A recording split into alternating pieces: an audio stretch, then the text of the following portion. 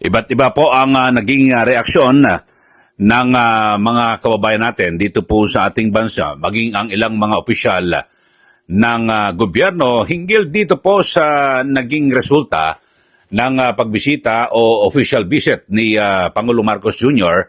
diyan po sa Estados Unidos na kung saan ay nakadiskwento siya ng 1% lang. Dito po yung taripa. Mula po sa 20% ay 19% lang ang naihirit ni Pangulong Marcos Jr. dito po sa kanyang pakipag-usap kay US President Donald Trump.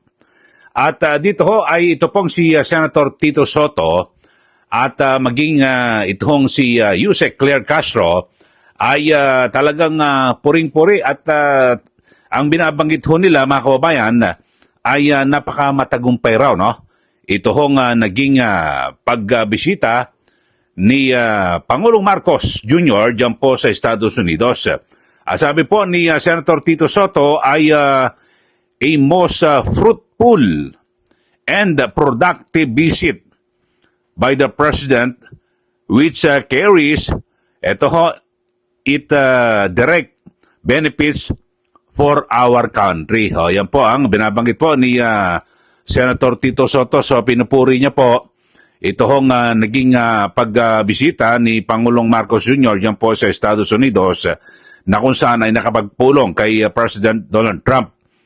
Pero yung kanyang pangunahing misyon na maibaba yung taripa ho na 20%, nasunod niya naman yung misyon, kaya lang 1% lang po ang kanyang naihirit. Yan po, basahin nyo. Pinupuri ho ni Senator Tito Soto si Pangulong Marcos Jr. So yan po mga kababayan. At sa kabilang banda ay siyempre, ano pa ba asahan natin dito kay Yusek Claire Castro? At na kung saan ay naging produktibo raw at mabunga itong naging pagbisita ni Pangulong Marcos sa Estados Unidos. Pakinggan natin. Naging produktibo ang naging pagbisita at meeting ni Pangulong Ferdinand R. Marcos Jr. kay US President Donald Trump sa Washington, D.C. Bunga ng pagiging very good at tough negotiator ng Pangulo, na pababa ni President Marcos Jr. sa 19% ang unang 20% tariff rate na itinataw ng US sa Pilipinas. Ayon sa Pangulo, maituturing na significant achievement para sa Pilipinas ang 1% na bawas sa tariff rate sa bansa. Isa pa rin ang Pilipinas sa may mababang tariff rate na pinatawan ng US sa rehiyon.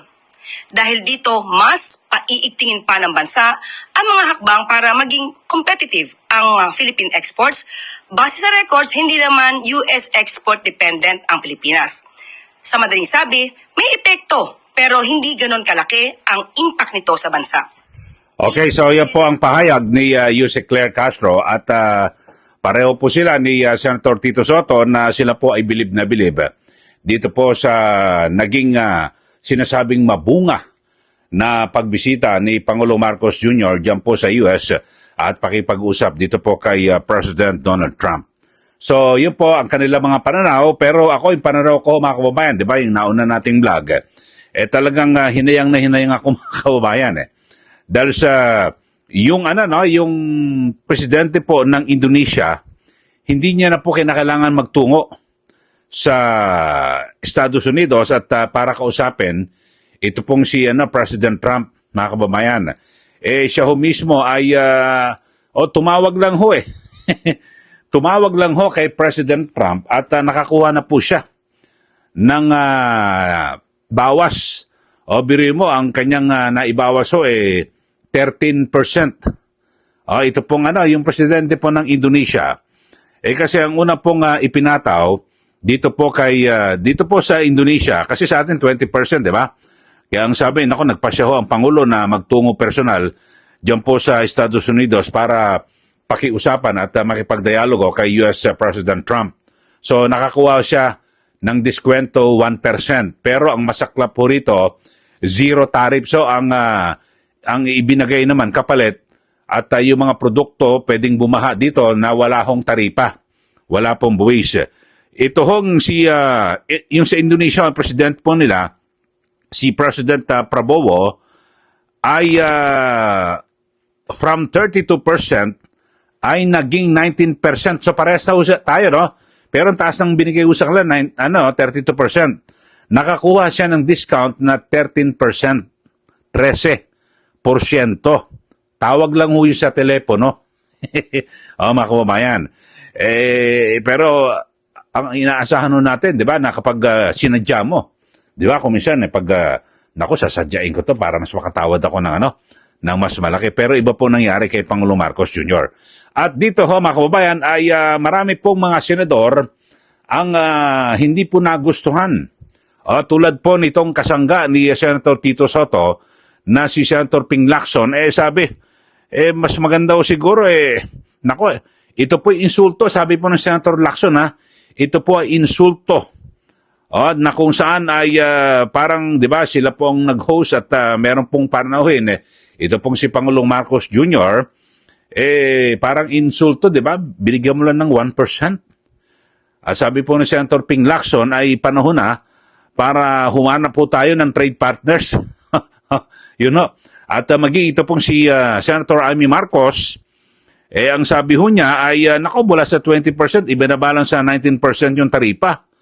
Sabi po ni Senator Amy Marcos, kailangan pa niyang basahin ang kasunduan. Pero question niya ang nasabing kasunduan, kahit sinong eksperto o karaniwang tao ang tanungin. So yun po talagang dihadong-dihado, mga kababayan. At maging itong si Senator JB Ejercito, mga kasama, hindi rin po makapaniwala sa nasabing naging resulta ng biyahe ni Pangulong Marcos Jr. At 1% lang ibinaba.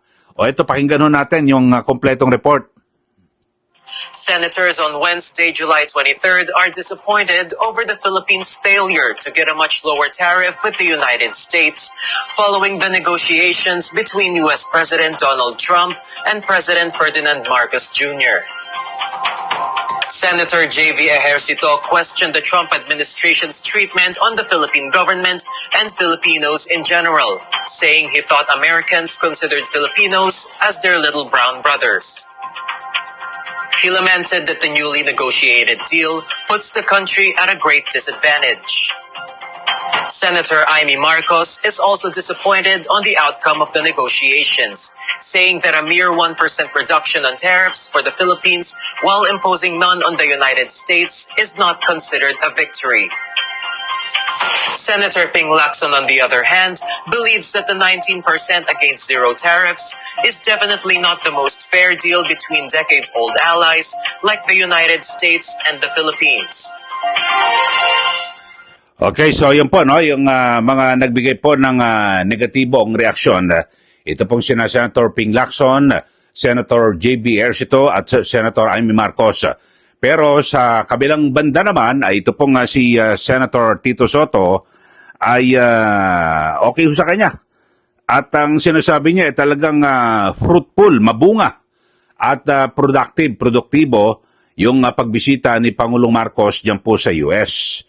At sa mga oras na ito, papauwi na ho ng Pilipinas ang Pangulo at kanyang paghahandaan naman yung kanyang nalalapit na State of the Nation Address diyan po sa Batasan Complex. At sabi niya, tignan niyo ho ang reaksyon ni Pangulong Marcos. Siya mismo ho, mga kababayan.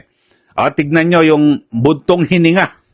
Napabuntong hininga po si Pangulong Marcos rito.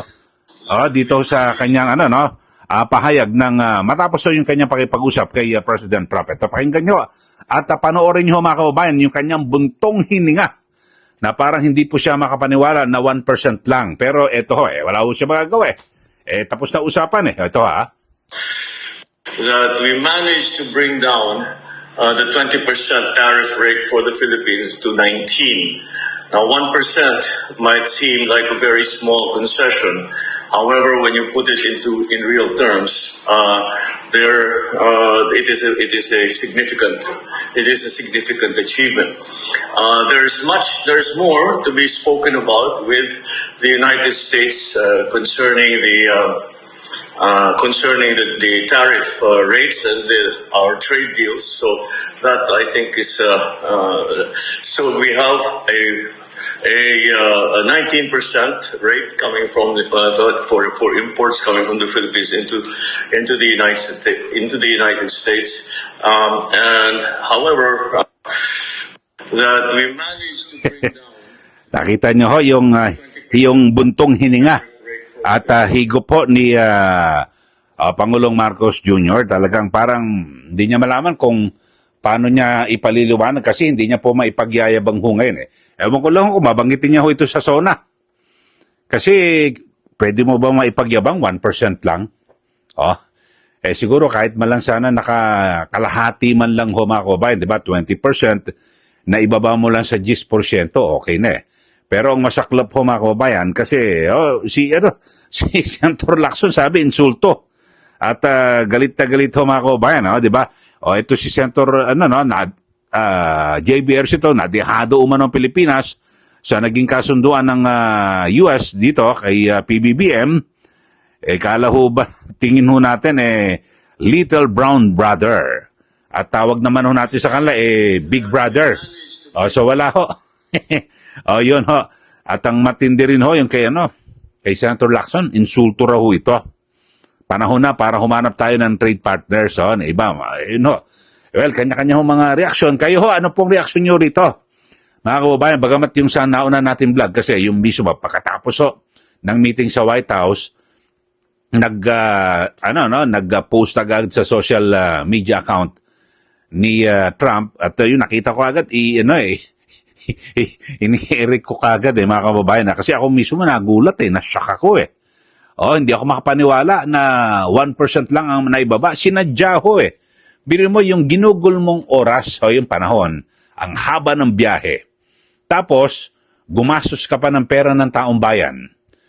Tapos yung binabanggit ho, yung pagkakasabi ho ni Trump, mga kababayan, kasama ho yung napakaraming representatives. Yung parang ganun parang may kasama hong ito, basahin ko lang yung yung post daw ni Trump. Ang sabi niya ho, mga kababayan, President Ferdinand Marcos of the Philippines is just leaving the White House with all of his many representatives. Parang sinabi, umalis na ho rito sa White House. Kasama yung napakarami niyang alalay. At it was a beautiful visit, sabi niya. And we concluded our trade deal. So, zero tariffs sa US, 19% sa Pilipinas pagpapasok ko tayo ng produkto. Pero alam niyo ho, ako personal ko rin ito at bukod sa, siyempre, may mga senador na nagsabi na insulto. Kasi alam mo parang mahirap na nga tayo na bansa. Kumbaga bakit ka pa sisingilin ng mataas na taripa o buwis? O bud sana kung wala silang pakinabang dito po sa Pilipinas, di po ba? Kasi,